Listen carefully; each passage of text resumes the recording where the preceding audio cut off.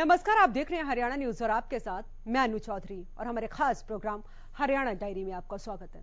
मुख्यमंत्री मनोहर लाल आज करनाल पहुंचे, जहां पर सीएम ने प्राकृतिक खेती को बढ़ावा देने के उद्देश्य से शुरू की गई आत्मा योजना के प्रशिक्षण से संबंधित बैठक में हिस्सा लिया और कच्चे कर्मचारियों के लिए ऐलान भी किया। ये रिपोर्ट देखिए।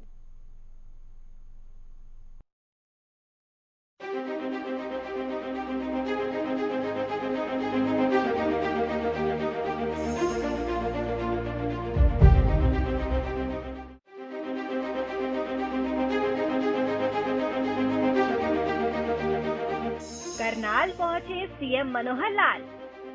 आत्मा योजना की बैठक में हुए शामिल। सीएम ने किया बड़ा ऐलान। मुख्यमंत्री मनोहर लाल करनाल दौरे पर पहुंचे। नेवल हवाई पट्टी पर हेलीकॉप्टर के माध्यम से आने के बाद वे सीधे पीडब्ल्यूडी रेस्ट हाउस पहुंचे। यहां अधिकारियों और कार्यकर्ताओं ने उनका भव्य स्वागत किया।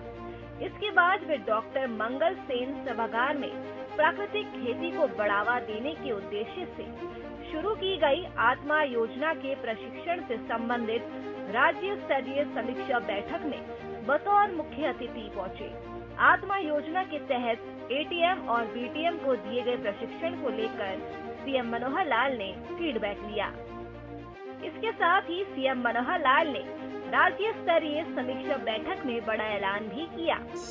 कृषि विभाग सभी कच्चे कर्मचारियों की सैलरी तुरंत करे रिलीज। 7 तारीख से पहले सभी कर्मचारियों को मिले सैलरी।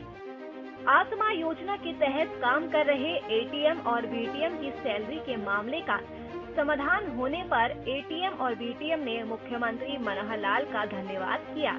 सीएम मनोहर लाल ने कहा कि हमारी प्राथमिकता प्राकृतिक खेती की ओर बढ़ने की है। ना तो जहर उगाने देंगे और ना ही जहर खाने देंगे। बीमारियों को खत्म करने के लिए खाद्यान्न ठीक होना जरूरी है। खाद्यान्न ही औषधि है। लोगों के स्वास्थ्य का ध्यान रखते हुए प्राकृतिक खेती बेहद जरूरी है। योजना के लिए एक नया पोर्टल लाया जाएगा। खेत से ही प्रोडक्ट की पैकिंग होगी और ब्रांडिंग भी की जाएगी। 1253 किसान पोर्टल पर रजिस्ट्रेशन कराकर अपनी इच्छा से प्राकृतिक खेती की ओर लगातार बढ़ रहे हैं।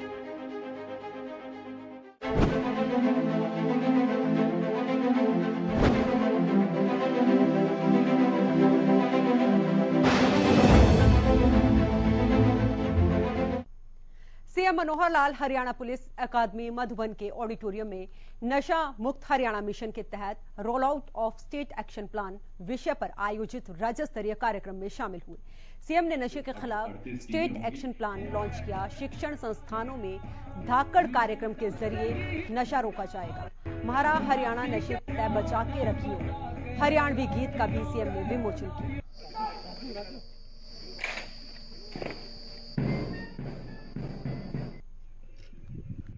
सरकार के नाते ऐसा माना जाता है कि सरकार का काम होता है कुछ निर्माण करना।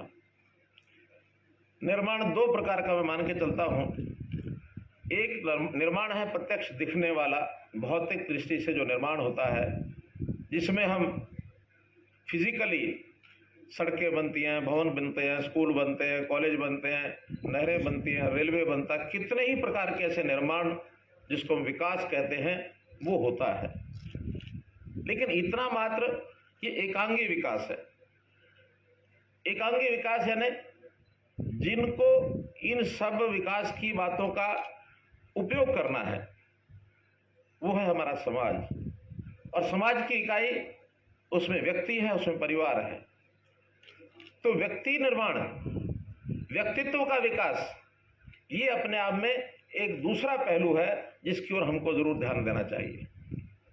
चाहे वो उसकी शिक्षा हो, उसकी स्किलिंग हो, संस्कार हो, और या फिर जो गलत आदतों में गलत तरीके से दिशा में आदमी चल पड़ता है तो उसको किस प्रकार से रोका जाए, किस प्रकार से उसकी समस्या का हल किया जाए, ये भी अपने आप में व्यक्ति निर्माण में ही।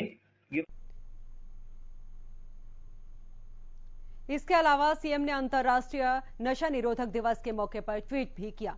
सीएम ने लिखा कि हरियाणा की पहचान हमारा देसी खान पान है, जिससे युवाओं में शक्ति और ऊर्जा का संचार होता है। नशे के सेवन से हमारी युवा पीढ़ी बर्बाद ना हो, इसी उद्देश्य से आइए आज अंतर्राष्ट्रीय नशा निरोधक दिवस के अवसर पर नशे को जड़ से खत्म करने के लिए समाज को जागरूक करने का संकल्प लें।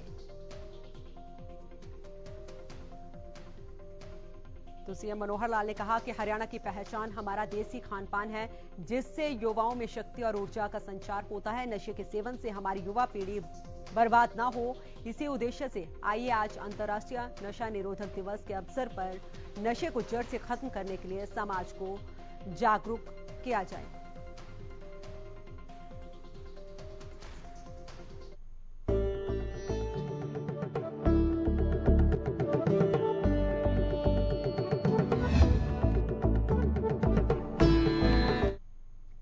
सीएम मनोहर लाल गुरुग्राम के व्यस्त दौरे पर रहे। शनिवार को पटौदी पहुंचे सीएम मनोहर लाल ने अखिल भारतीय संत समिति के राष्ट्रीय अधिवेशन और कार्यकारिणी की बैठक में हिस्सा लिया और संतों का आशीर्वाद प्राप्त किया। ये स्पेशल रिपोर्ट देखिए।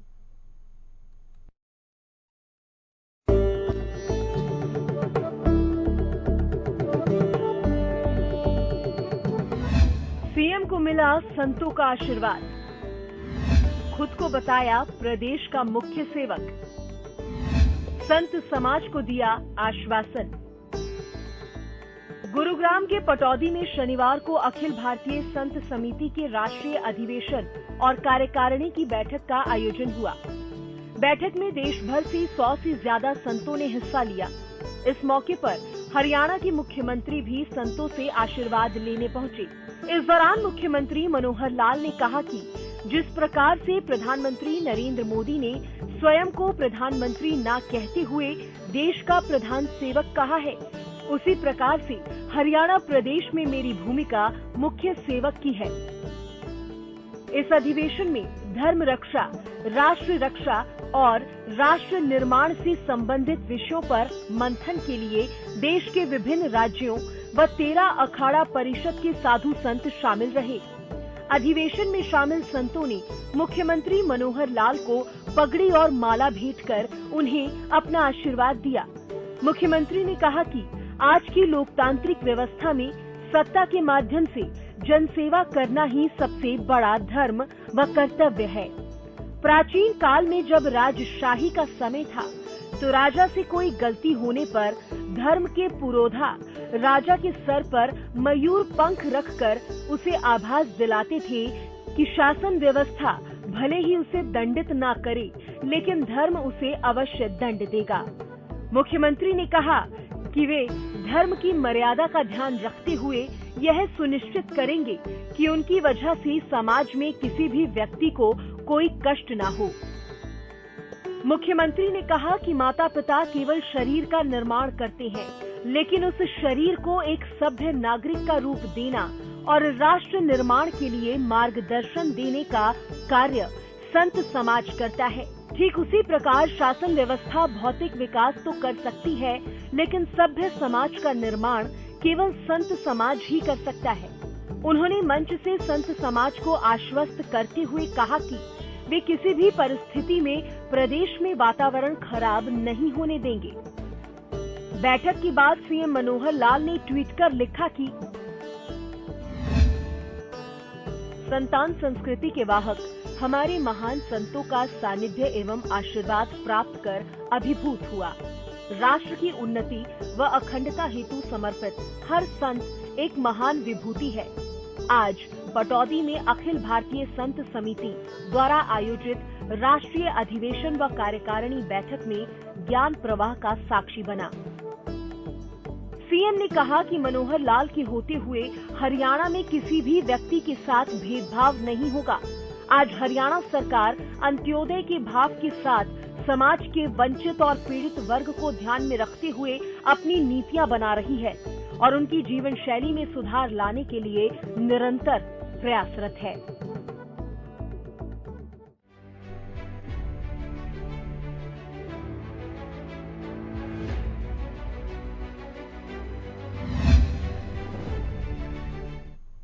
मनोहर सरकार ने सभी जातियों के महापुरुषों की जयंती को सरकारी स्तर पर मनाने का निर्णय लिया है। इस फैसले के तहत सभी वर्ग के महापुरुषों की जयंती पर कार्यक्रमों का आयोजन किया जा रहा है।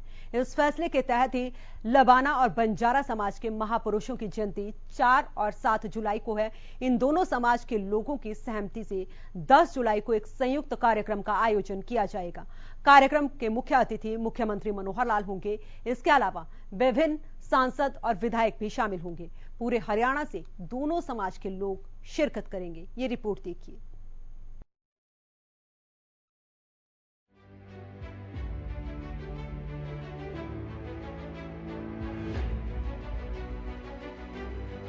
सर्वधर्म समभाव की अनोखी पहल। लबाना बंजारा महापुरुषों की मनेगी जयंती। सीएम मनोहर लाल होंगे मुख्य अतिथि। धर्मनगरी कुरुक्षेत्र की धरती पर पहली बार लबाना और बंजारा समाज के महापुरुषों का जयंती कार्यक्रम एक साथ आयोजित होगा। इस कार्यक्रम का आयोजन 10 जुलाई को अनाज मंडी में किया जाएगा, जहां सीएम मनोहर लाल मुख्य अतिथि के तौर पर मौजूद रहेंगे, जिसके लिए दोनों समाज के लोग पूरे हरियाणा से लोगों को आमंत्रित करेंगे, जिसकी तैयारियों को लेकर सर्किट हाउस में बैठक भी आयोजित की गई है। इस निर्णय के तहत लबाना व बंजारा समाज के महापुरुषों की जयंती 4 व 7 जुलाई को है। इन दोनों समाज के लोगों की सहमति से 10 जुलाई को एक संयुक्त कार्यक्रम का आयोजन किया जाएगा। लबाना समाज और बंजारा समाज जो अति पिछड़ा हुआ समाज है, और भारतीय जनता पार्टी की सरकार ने जो निर्णय लिया कि जितने भी किसी भी जाति के महापुरुष हैं उन सब के उत्सव मनाने का जो निर्णय लिया है सरकार ने, आदरणीय मुख्यमंत्री जी के दिशा निर्देश के तहत आज हमने लबाना समाज और बंजारा समाज इनके यहाँ एक ज्वाइंट मीटिंग बुलाई थी, क्योंकि आने वाली 4 तारीख और 7 तारीख को दोनों समाजों के महापुरुषों की जयंतियाँ थी, तो उनको मनाने का दोनों बरादरियाँ कह रही थी, दोनों बरादरियाँ तैयार थी कि हम इन कार्यक्रमों को करेंगे। लेकिन माननीय मुख्यमंत्री जी की व्यवस्था को देखते हुए कि दोनों कार्यक्रमों को एकदम इकट्ठा और उससे समरसता भी बढ़ेगी, लोगों में आपसी भाईचारा भी बढ़ेगा, दोनों समाजों ने बैठ करके तय किया कि आने वाली 10 जुलाई को हम ये कार्यक्रम इकट्ठा सामूहिक कार्यक्रम करेंगे, और जिसमें मुख्य अतिथि जो है हमारे माननीय मुख्यमंत्री जी होंगे। तो आज उसकी तैयारी कर लेकर के आज दोनों समाजों के प्रमुख लोगों की आज यहाँ बैठक बुलाई गई है, और इसमें एक कोऑर्डिनेट करने के लिए कमेटी बनाई गई है। हरियाणा के मुख्यमंत्री मनोहर लाल पर संतों महापुरुषों के विचारों का गहरा प्रभाव है। संतों और महापुरुषों के विचारों का अनुसरण करते हुए मुख्यमंत्री हरियाणा सरकार के माध्यम से प्रदेश के लोगों के कल्याणार्थ विभिन्न योजनाएं एवं कार्यक्रम संचालित कर रहे हैं। अपने इसी संत रूपी स्वभाव का परिचय देते हुए मुख्यमंत्री मनोहर लाल ने मुख्यमंत्री निवास का नाम भी संत कबीर मुनीर कर दिया है। देश के इतिहास में ऐसा पहली बार है जब किसी राज्य के मुख्यमंत्री निवास का नाम बदलकर किसी संत के नाम पर रखा गया हो। मुख्यमंत्री मनोहर लाल ने प्रदेश में सर्वधर्म समभाव की एक अनोखी पहल शुरू की है। सबसे पहले इसकी शुरुआत 2019 में तब हुई थी जब सभी धर्मों के अनुयायियों को विधानसभा में बुलाकर सर्वधर्म प्रार्थना सभा का आयोजन किया गया था। यह किसी से छिपा नहीं है कि हरियाणा सरकार हरियाणा एक हरियाणवी एक के सूत्र वाक्य के साथ सबका साथ सबका विकास की राह पर चल रही है। जातिवाद और क्षेत्रवाद की वर्जनाएं काफी हद तक टूटी है। इसी कड़ी में सभी धर्मों, वर्ग और जातियों के महापुरुषों के सम्मान में राज्य स्तरीय कार्यक्रम का आयोजन कर मुख्यमंत्री मनोहर लाल ने सर्वधर्म समभाव की पहल को गति देने का काम किया है। अंतर्राष्ट्रीय स्तर पर गीता जयंती मनाने वाली मनोहर सरकार बाबा साहिब डॉक्टर भीमराव अम्बेडकर जयंती, संत रविदास जयंती और वाल्मीकि जयंती के राज्य स्तरीय आयोजन कर चुकी है। गुरु गोविंद सिंह जी के 350वें प्रकाश उत्सव, गुरु नानक देव जी के 550वें प्रकाश उत्सव और गुरु तेग बहादुर जी के 401वें प्रकाश उत्सव का आयोजन किया गया। पूरे प्रदेश में इन आयोजनों से सर्वधर्म समभाव की ऐसी खुशबू फैली कि हर कोई इसमें समाता चला गया। ये सिलसिला महर्षि कश्यप जयंती और संत कबीर जयंती पर पहुंचा। अब कुरुक्षेत्र में पहली बार लबाना और बंजारा समाज के महापुरुषों का जयंती कार्यक्रम आयोजित किया जाएगा। इन कार्यक्रम के आयोजन से प्रदेश में सामाजिक बुराइयों को खत्म करने में तो मदद मिलती ही रहेगी, साथ ही जातिवाद और वर्गवाद पर कड़ी चोट होती है।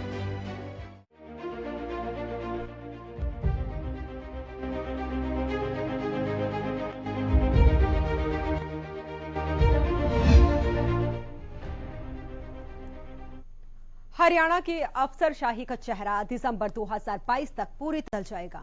11 वरिष्ठ आईएएस अफसर जून से दिसंबर तक सेवानिवृत्त होने जा रहे हैं। इनमें से 6 से ज्यादा अफसर मुख्यमंत्री के भरोसेमंद माने जाते हैं। ये रिपोर्ट देखिए।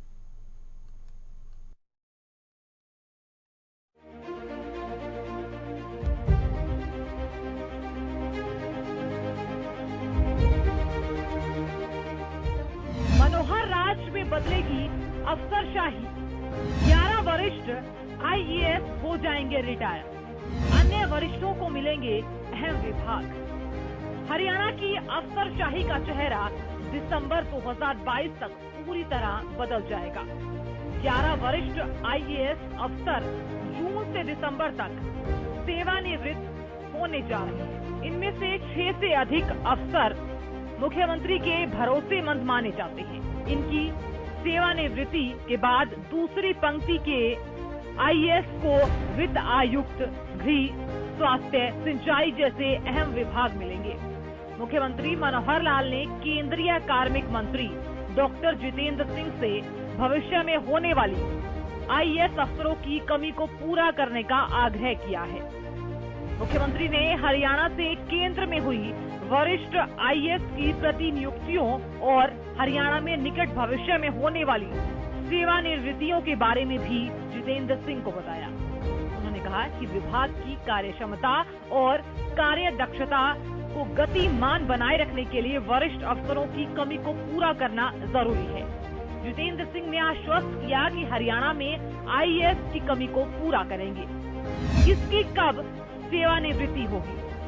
अमित झा, अतिरिक्त मुख्य सचिव विकास एवं पंचायत विभाग, 30 जून। राजीव अरोड़ा, अतिरिक्त मुख्य सचिव गृह एवं स्वास्थ्य विभाग, 31 जुलाई। देवेंद्र सिंह, अतिरिक्त मुख्य सचिव सिंचाई विभाग, 31 जुलाई। अमरजीत मान, निदेशक पर्यटन विभाग, 31 जुलाई। आरएस वर्मा, विशेष सचिव राजस्व विभाग, 31 जुलाई।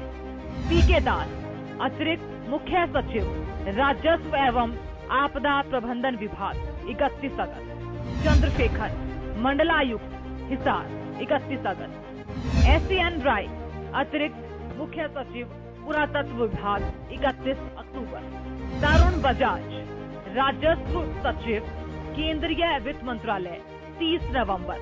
हरदीप सिंह, निदेशक कृषि विभाग, 30 नवंबर। हरियाणा के 14 आईएएस अधिकारी केंद्रीय प्रतिनियुक्ति पर हैं। तो अब ये देखने वाली बात होगी कि प्रदेश में अफसरशाही का चेहरा सीएम मनोहर लाल के नेतृत्व में कितना बदलाव डालता है।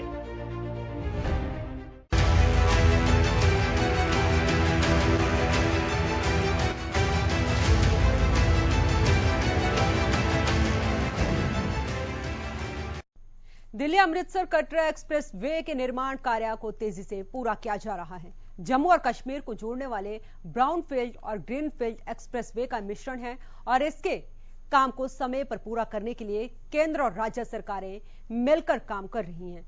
काम समय पर पूरा हो सके इसे लेकर अधिकारियों ने बैठक कर चर्चा भी की। ये रिपोर्ट देखिए।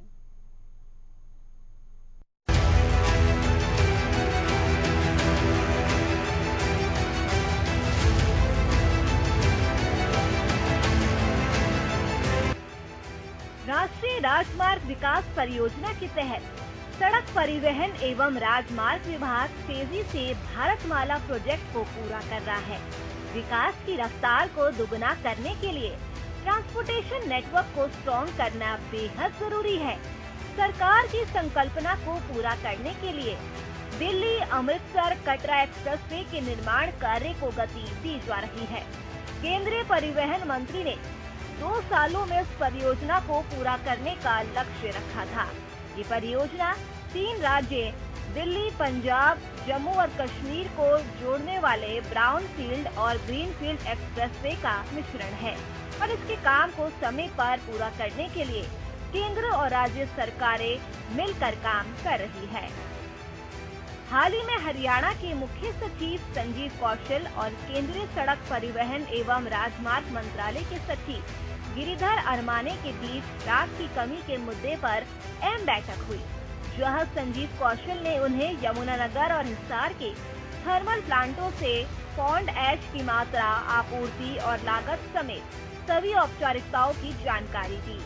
हरियाणा के मुख्य सचिव ने भरोसा दिलाया कि हरियाणा के थर्मल प्लांट से निकलने वाली राख की कमी से किसी भी परियोजना के क्रियान्वयन में देरी नहीं होगी।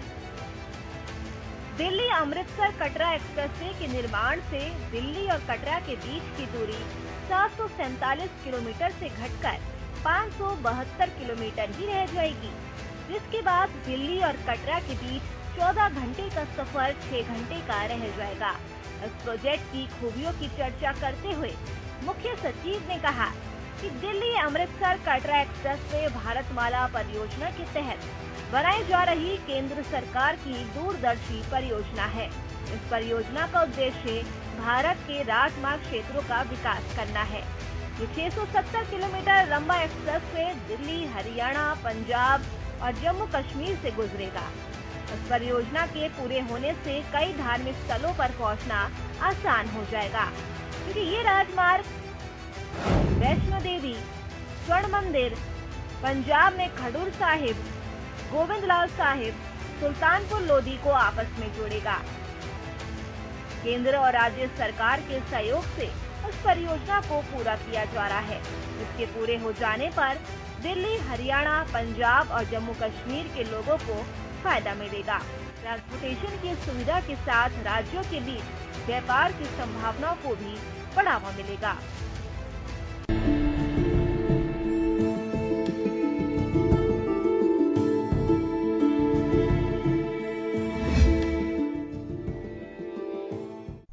दिल्ली के प्रगति मैदान में आयोजित भारतीय डेयरी उद्योग और तकनीकी एक्सपो 2022 के आयोजन में हरियाणा पशुधन विकास बोर्ड को प्रदेश में सर्वश्रेष्ठ पशुधन बोर्ड के रूप में सम्मानित किया गया। इस एक्सपो में हरियाणा के पशुधन विकास बोर्ड ने किसानों और पशुपालकों के लिए क्रियान्वित सरकारी उपलब्धियों और योजनाओं की श्रेणी के तहत भाग लिया था। ये रिपोर्ट देखिए।